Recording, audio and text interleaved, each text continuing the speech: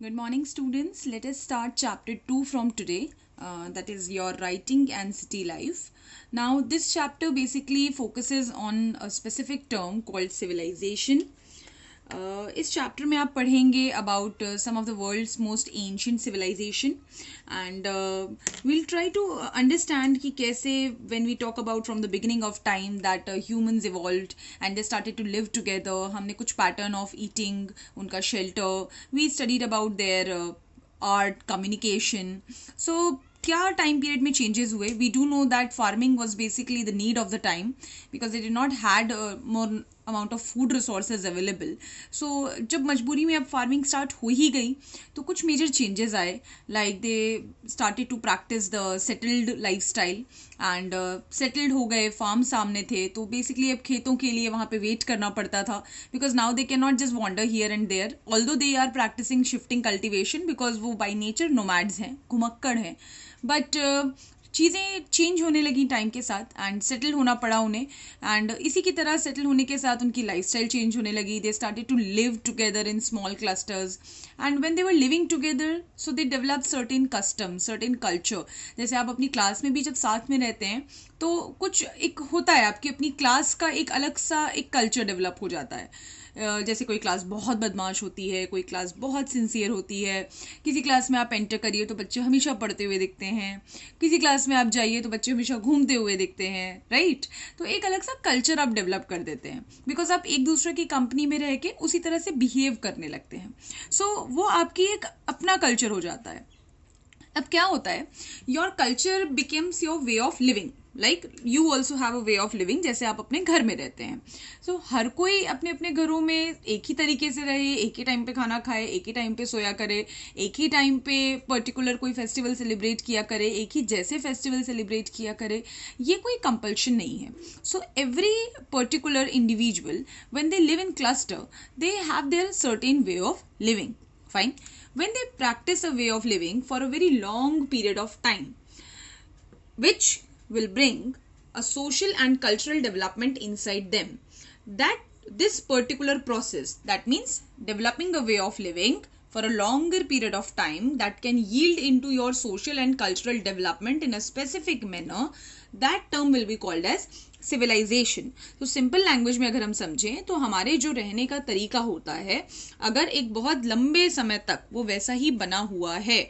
Just for example, suppose आपने और आपके साथ रहने वाले कम से कम 100-200 अलग अलग लोगों ने एक लॉन्ग टाइम पीरियड तक कोई पर्टिकुलर फेस्टिवल सेलिब्रेट किया है जो बाकी लोग नहीं करते जनरली, एंड आप किसी एक पर्टिकुलर तरीके से ही जीते आ रहे हो बहुत लंबे समय तक. जब आप ऐसा कर रहे हो जिससे आपके अंदर सोशल और आपके आसपास के रहने वालों का भी कल्चरल डेवलपमेंट हो रहा है, तो हम ये कहेंगे कि यही आपकी सिविलाइजेशन है, यही आपकी सभ्यता है.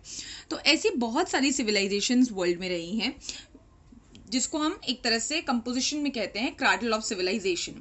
That means cradles of civilizations are there, a lot of civilizations are there in which it is believed that 4 oldest civilization are there in the world.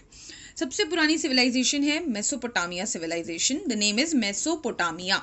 This civilisation is based on present day Iraq. जहाँ Iraq है वहाँ पे ये पहले civilisation थी. And 5000 BCE, मतलब अब क्या करेंगे, आज से हम 2020 उसमें ऐड करेंगे क्योंकि BCE लिखा हुआ है. सो बेसिकली 7020 ईयर्स पुरानी ये सिविलाइजेशन है, आज से 7020 साल पहले की. इससे पुरानी सिविलाइजेशन का कोई एविडेंस नहीं है. तो दैट मीन्स कि ह्यूमंस जो हैं वो सिविलाइज्ड मैनर में सेटल्ड एग्रीकल्चर के साथ ग्रुप में रहते हुए अपना सोशल एंड कल्चरल डेवलपमेंट कितने साल पहले से कर पाते थे? 7000 approximately years ago, right? Second civilisation is your Indus Valley civilisation which is based in India and Pakistan.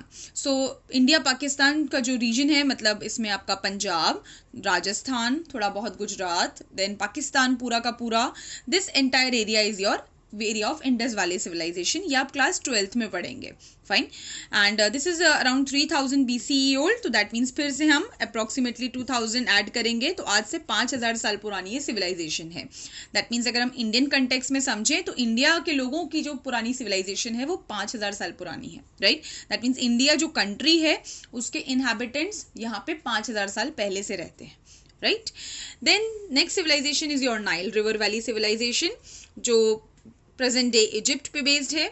So Nile river के आसपास के जो लोग हैं, so it is around 2800 BC. Again you will do that calculation, right. So 4800 years old is this civilization.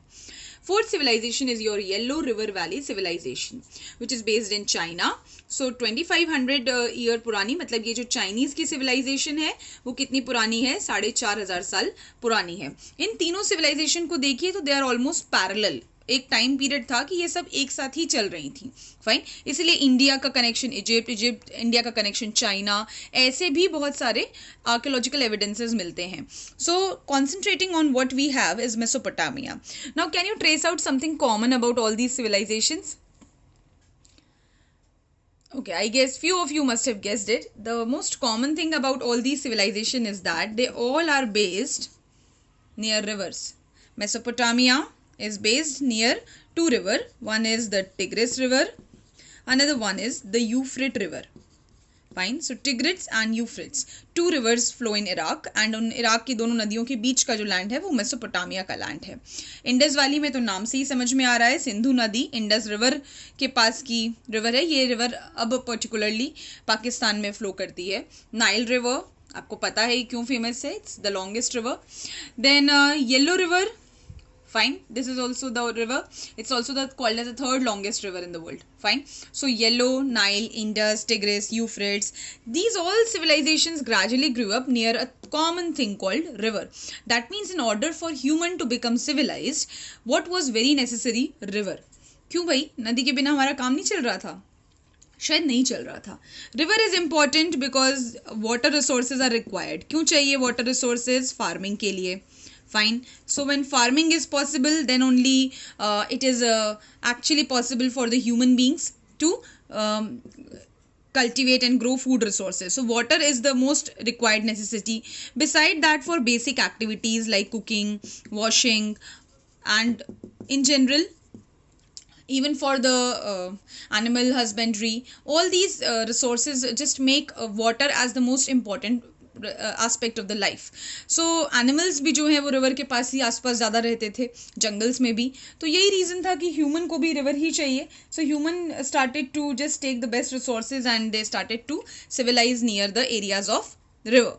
Okay, so let us talk about now the Mesopotamian civilization. So coming to the important question, what kind of strange name is Mesopotamia?